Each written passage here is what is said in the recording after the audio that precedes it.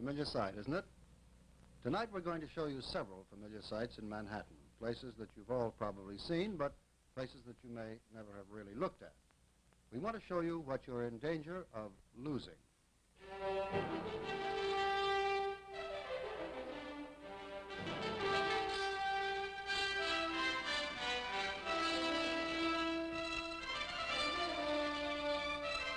Our Vanishing Legacy, a special documentary presentation of the WCBS-TV Public Affairs Department.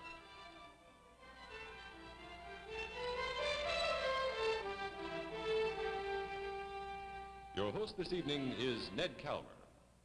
A wrecking ball really means business. Get the job done, smack down the old, make room for the new, make room for progress. It's almost as if the city is a big stage set put up for the acts of each generation, then struck from the skyline to make room for the new show. The question that we seldom stop to ask is this: are we just tearing down buildings, or are we also destroying some of the most precious things in our cultural heritage? There's no simple answer, for each building is an individual, with faults, with talents, even with personality. Let's take an example and look at a building that was almost lost and then saved. Here's a design for a modern office building originally scheduled for the southeast corner of 57th Street and 7th Avenue, designed to replace a concert hall that was called outdated, tired, but had a replacement on the way. Meantime, up at Lincoln Center, no one could guarantee that the new Philharmonic Hall would be acoustically as perfect. Yet plans were made to tear down the most important concert hall in America before the new one was finished. On top of that, there's one priceless quality that Carnegie Hall has that Philharmonic Hall will never be able to overtake: the priceless quality of tradition.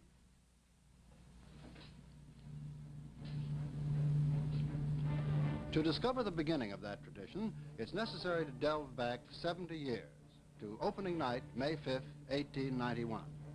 They were all there for the opening, all the rich and valuable citizens of the day. The carriages of the Whitneys and the Rockefellers and the Sloanes and the Abbotts were lined up for a quarter mile down 57th Street. It was the night that everybody was on time. They were to hear two conductors that evening, young Walter Damrosch and a Russian named Tchaikovsky. The social lion of the evening was the founder of the hall, Andrew Carnegie. His guests were the members of the Damrosch family. When Carnegie entered his rose-draped box, number 33, this one, he could see a massed chorus of 400 already on the stage behind the orchestra, and they could see him, and they greeted him.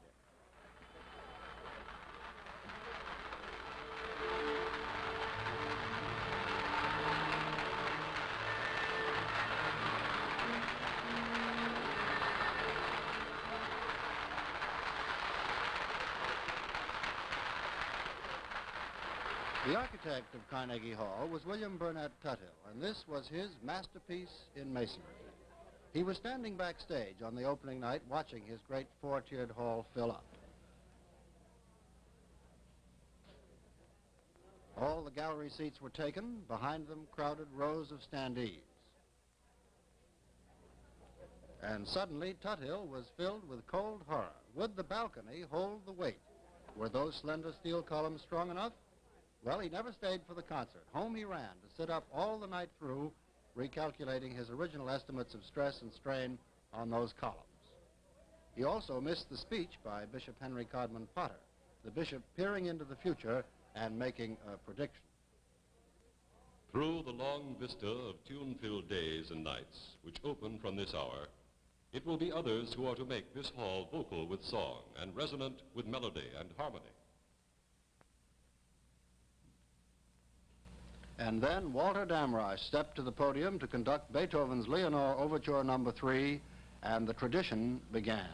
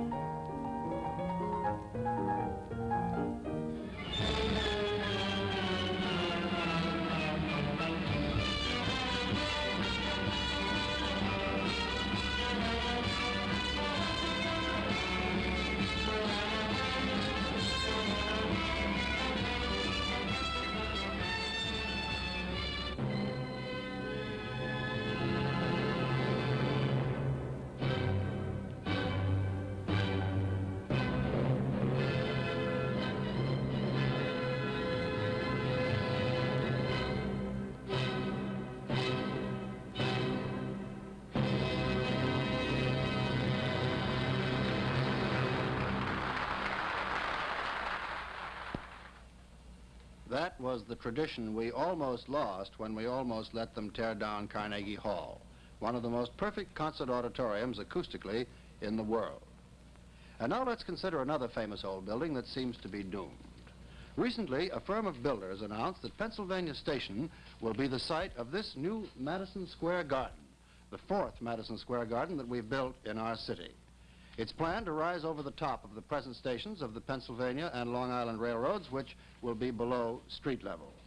Pennsylvania Station, which was opened on September 8, 1910, was designed by the architectural firm of McKim, Mead, and White, and particularly the works of Charles Follen McKim, who studied and traveled in Europe as a young man, could never quite get over the ruins of Imperial Rome, and before he finished his career, he raised up buildings that rivaled the Caesars.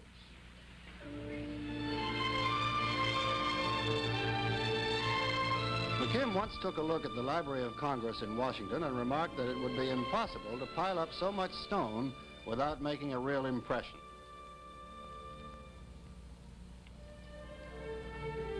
Well, in the half-mile of exterior walls in Pennsylvania Station, McKim's masons took 13 months to pile up over 500,000 cubic feet of Milford pink granite hauled from the Massachusetts quarries in 1,000 freight cars.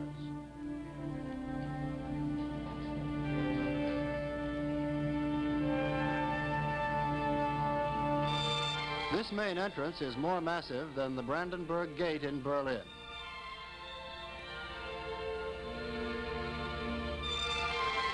The architect's biographer, Charles Moore, writes this about Penn Station. Whenever descending the broad stairs into that concourse, I recall a languorous afternoon in the late June of 1901 spent with McKim at the baths of Caracalla in Rome. That afternoon, it was simply artistic impulse that led him to hire willing but astonished workmen to pose among the ruins to give scale and movement. Movement, because in all his designing, McKim ever had in his mind's eye the people, men, and especially well-dressed women, who would sweep up and down his broad staircases. The travertine used in the interior walls comes from quarries in the Roman Campagna near Tivoli. The same stone used to build the Colosseum.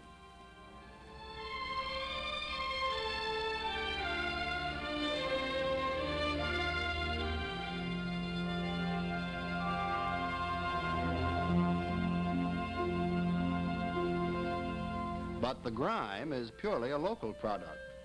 It is so plastered over Jules Guérin's fading murals that they've nearly disappeared into the stonework. But the decorations and classical details fade when we consider the real triumph of Pennsylvania Station, which is space. The concourse is larger than the nave of St. Peter's in Rome, the largest church in the Christian world. There's so much space that the railroad has been able to build an entire other station indoors, a massive shed that looks as if it was designed to keep rain off the passengers buying tickets. Charles McKim died in 1909, a year before the station was opened, and it's been suggested that he'd probably die all over again if he could discover this modern television-equipped counter plunked down in the middle of his station.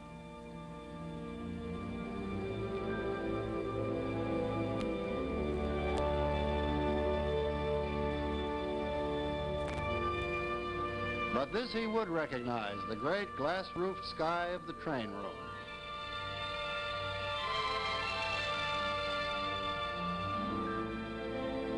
Here one can sense again the imperial majesty of the 19th century American railroad. Today, Pennsylvania Station seems to have joined the spirit of the baths of Caracalla. It's a work of the past. Perhaps it always was. But though the ruins of the baths remain, the ruins of Penn Station will soon be gone. And all this space, with room for passengers to relax, with room for pigeons to live indoors,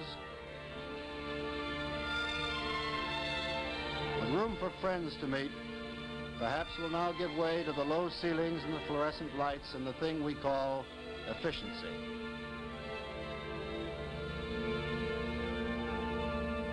For unless we take a new kind of interest in this building, Pennsylvania Station will be lost.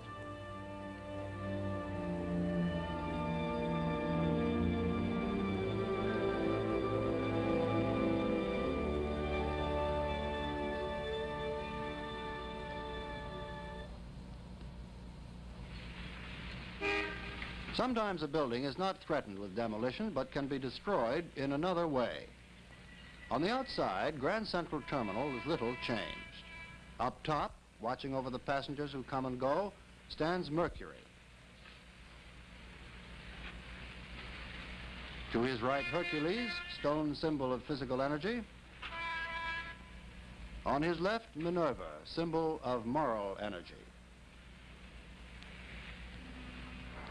Unlike Pennsylvania Station, Grand Central is made of steel with the girders hidden under a rich and costly envelope of granite and Indiana limestone. Entering the terminal gives the feeling of a continuous experience of space and height.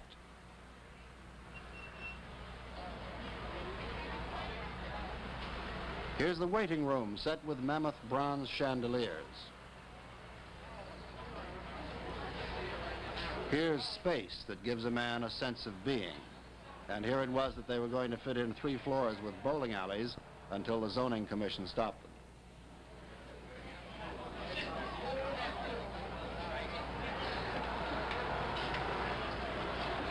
But it's in the main concourse that space and light and elegance have their real triumph.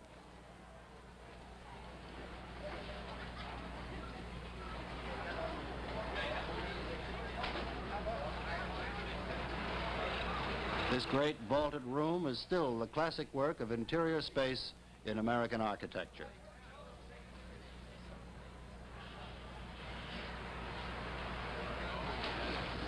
Down the marble staircase of Grand Central come commuter and citizen, traveler and transient, blending on the vast floor.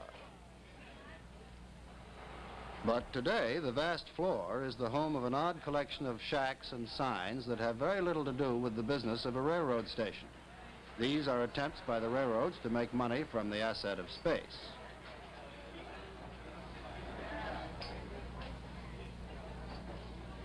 But each attempt is like a flash in the pan. Nothing relates. Signs and shacks and stalls and displays have gone up in a helter-skelter order. Each one arguing with some feature of the terminal.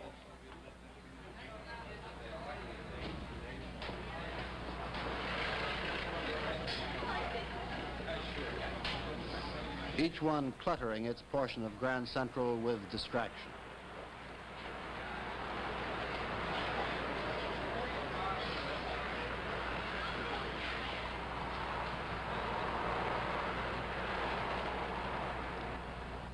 The graduate students of Pratt Institute made a study of what was happening to Grand Central, and they were able to foresee the day when the scattering of advertising and concessions could turn the terminal into this wasteland. They discovered that when the new Pan Am building is completed, nearly 485,000 people would be passing through the terminal every day. The students suggested ways of capitalizing on the traffic while improving the facilities of the station. They suggested replacing ramps with escalators, creating a new shopping concourse. But what is most important, they suggested that things be done not indiscriminately, but with forethought, with consideration, with a plan, for there's always an intelligent alternative for transforming or improving a building. Well, we've been looking at some massive examples of what's happening to New York's architectural masterpieces, but there's also a city full of smaller gems now threatened by a host of pressures, and most of all by public indifference. Here, for instance, is a house of romance. 29 East 4th Street, called the Old Merchant's House. This stately federal home of the 1830s was owned by Seabury Treadwell, a hardware merchant and importer. In 1840, his youngest daughter, Gertrude, was born in the second-floor front bedroom, and throughout her long life, she maintained that home and servants amid changing surroundings. And 93 years later, in the same room, in the same four-poster bed, she died. Today, the Old Merchant's House is a museum, but since the caretaker has gone, it's been closed to the public. Inside, vandals have broken in to smash the furniture. They even stole the family Bible.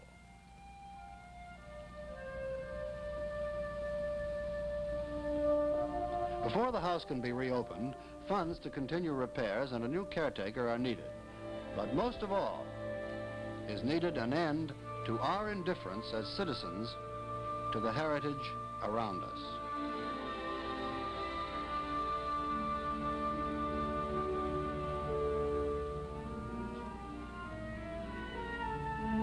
Dating from the same period as the old merchant's house is Lagrange Terrace on Lafayette Street near Cooper Union.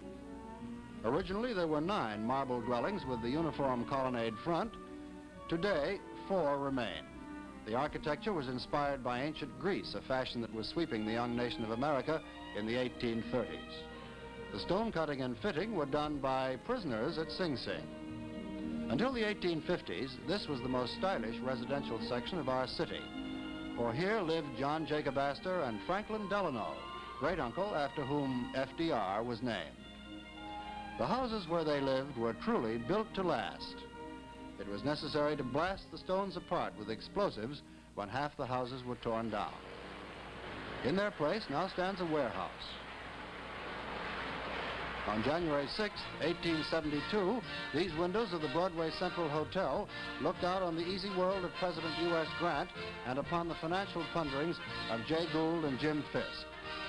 It was on the main staircase of this hotel that Jubilee Jim Fisk, the pirate of the Erie Railroad, met a fellow sportsman named Edward S. Stokes, who then and there ended their rivalry in love with 2 pistol shots. Today, the street level has been fixed up to keep the hotel in tune with the neighborhood, but it remains as the place where New York City lost perhaps its greatest rogue of the 19th century.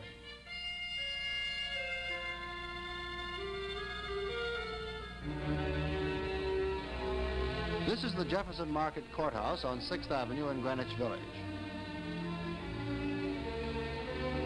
In 1885, a poll of American architects voted the building the 5th most beautiful in the United States.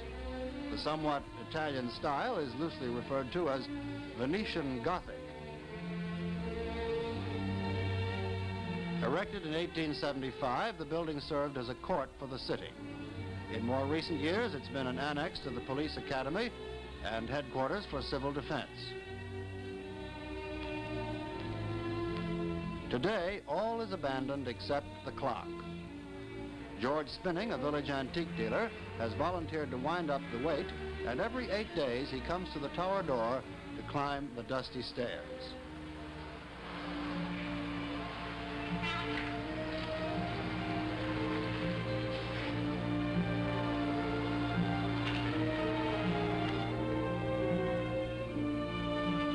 In many ways, George is typical of the crusading attitude of Greenwich Village residents. Many of them love their old buildings, and they seek alternatives to outright destruction.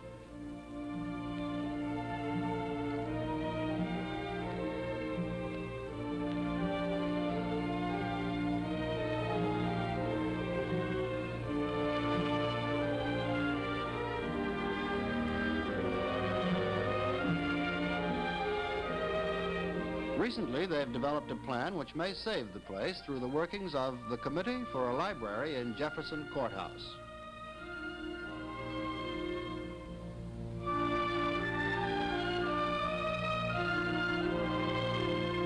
The tower clock is a copy of the movement in London's Big Ben. 2 years ago, George took the whole works apart, carried the pieces down the stairs, cleaned them, lugged them back, and reassembled the whole mechanism.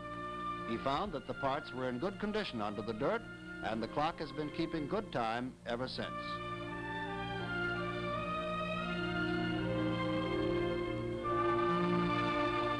The cast iron pendulum is 13 feet long and takes a languid 4 seconds every time its 300 pounds swing back and forth.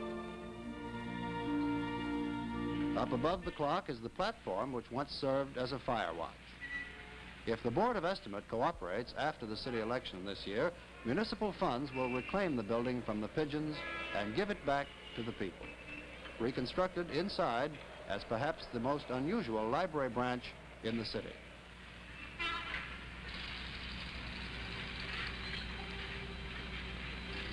In another year, the widening of East Houston Street will reach Mulberry, and this building will be pulled down. It was here in 1863, during the bloody Civil War draft riots, that terrorized citizens sought protection from the mob who made their own war because they didn't want to fight for the Union. This is the original headquarters of the Central Department of Metropolitan Police. It was here, 32 years later, that Theodore Roosevelt served as chairman of the New York City Police Board.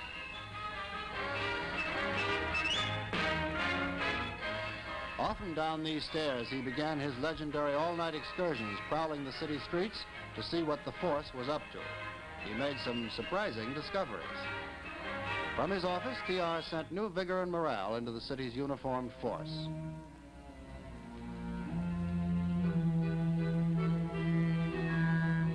The building is Westchester marble.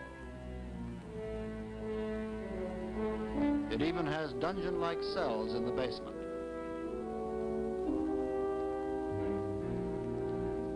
Since the home-term court has moved out of the building, it's quieted down. Next year, 300 Mulberry Street will be 100 years old, and next year, it will be torn down. This building is on Bleecker Street, southeast of Washington Square. The design is original. The ornament and treatment, though they appear familiar, are unique. This is the Bayard Building, now called the Klondike Building. The current renting agent, by the way, is tempted by the requirements of his business to make an alteration here and there, and to this some will say there ought to be a law, for this building is the design of the man who's been called the founder of modern American architecture, Louis Sullivan.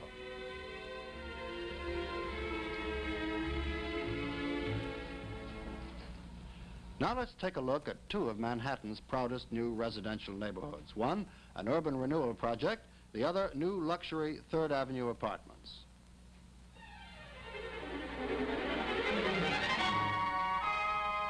Here at Park Avenue and 103rd, there are open spaces, sunlight, and air, but here there is also a dreadful predictability. The building's uniform, drab, and monotonous. No place for the eye to come to rest. No variety, no contrast. Here on 3rd Avenue, architects and builders have raised up magnificent structures that blot out the sky.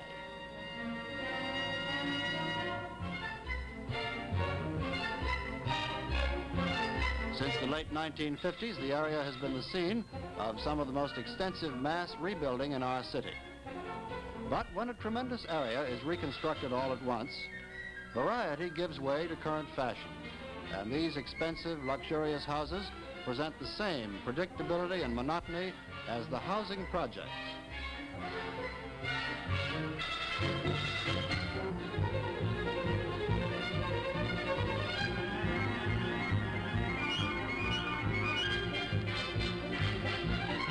No juxtaposition of styles, no link with the past.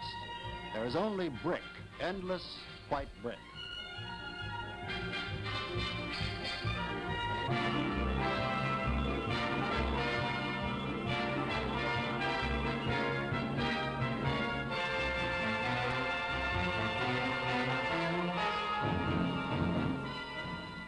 Now spend a couple of minutes with us on one short block off Lexington Avenue in a neighborhood that has developed gradually and preserved its best architectural features.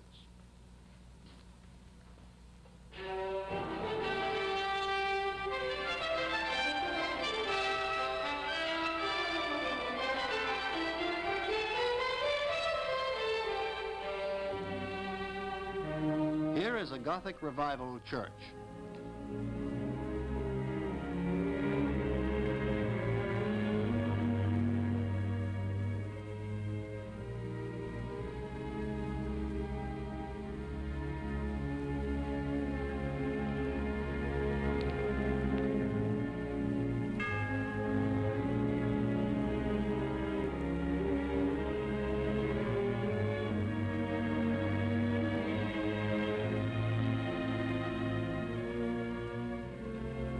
Asia House, modern design by Philip Johnson.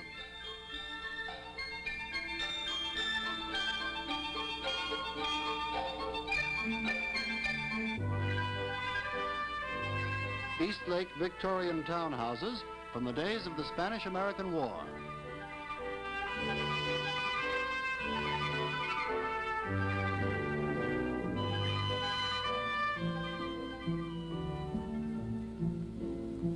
The distinctive and unique design of architect Edward Durrell Stone.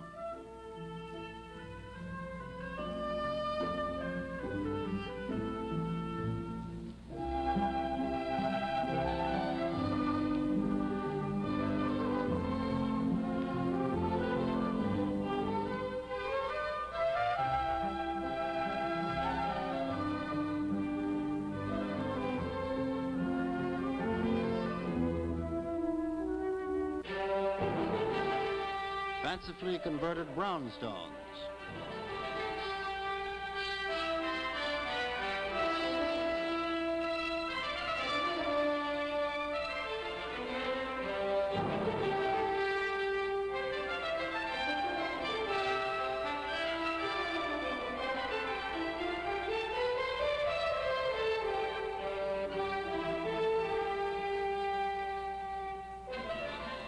As you've seen tonight, different things happen to different buildings in New York. They fall into disrepair when the surrounding neighborhood changes. They become defaced as the owners attempt to fix them up for new uses, or they become targets for the wrecking ball. But still, people will say, New York is not old Sturbridge Village. Who wants a collection of museums around? We couldn't agree more. We believe buildings should be a part of the life of the city, not mausoleums. Furthermore, a building that's preserved and rented to the proper tenant will stay on the tax rolls. But in comparison with other American cities, New York is far behind in recognizing our architectural legacy. Since 1931, Charleston, South Carolina, for instance, has maintained its old and historic district, and Boston has had a large chunk of Beacon Hill, historic Beacon Hill, zoned against change. Should there be a law to protect our unique buildings in New York, to preserve the best of our architectural tradition, to save our vanishing legacy? Maybe there should. This is Ned Calmer.